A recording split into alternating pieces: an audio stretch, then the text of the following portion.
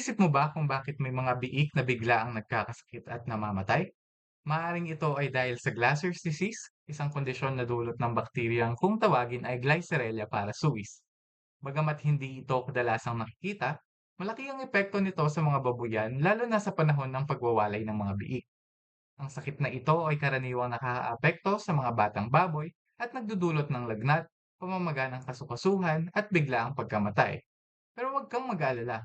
Tutulungan ka naming matutunan kung paano ito maaagapan upang ating maprotektahan ang iyong mga baboy.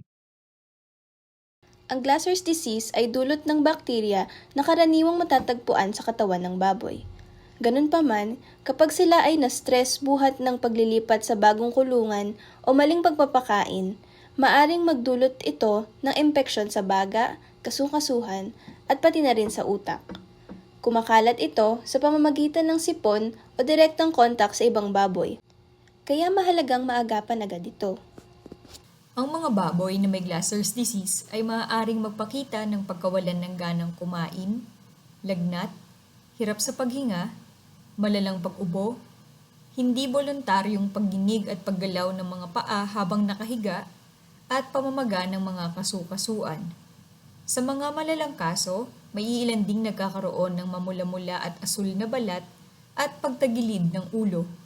Sa kasamaang palad, ang iba ay namamatay sa loob ng 48 oras nang walang kahit anong sintomas na ipinapakita. Ang mga nabubuhay naman ay maaari ring magkaroon ng rayuma o problema sa puso. Kung sa tingin po ay may Glasser's disease na ang iyong mga baboy, agad dang kumonsulta sa veterinaryo. Upang makumpirma ang sakit, mahalaga na masuri ng maigi sa pamamagitan ng physical exam o kapag malubha na ang kaso, maiging buksan ang katawan ng baboy upang masuri ang mga lamang loob sa anumang dulot nito. Maaari ring kumuha ng mga samples para ipakumpirma sa laboratorio.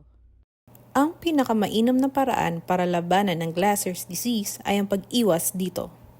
Ilan sa mga paraan para maiwasan ito ay pagbawas sa stress dulot ng panahon ng pagwawalay at paglilipat ng kulungan at pagsiguradong malinis at maaliwalas ang tirahan ng mga baboy.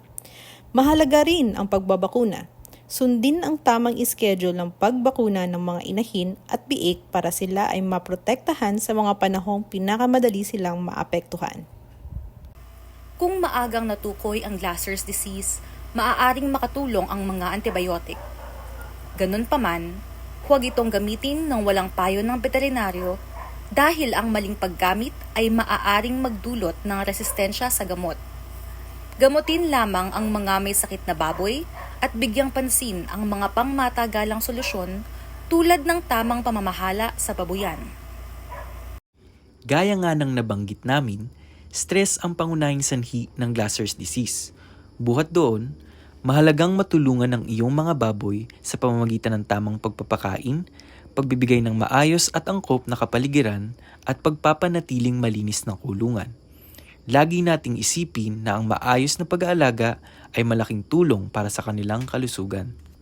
Ang Glasser's disease ay maaaring nakakatakot, ngunit gamit ang tama at epektibong pamamahala, kaya itong mapigilan. Tandaan, malinis na kulungan, tamang pagpapakain at pagbabakuna ang iyong pinakamainam na proteksyon. Kumonsulta sa iyong veterinaryo para makabuo ng planong angkop sa iyong babuyan. Sabi nga nila, mas mabuti ng iwasan kaysa lunasan. Ako po, si Brian Ives Buwan. Ako po si Julian De Castro. Ako po si Rasher Frias. Ako po si Mariel Inocencio. Ako po si Zarina Ledesma. Ako po si Christine Regino. At ako naman po si Nerwin Unson. Maraming salamat sa pakikinig.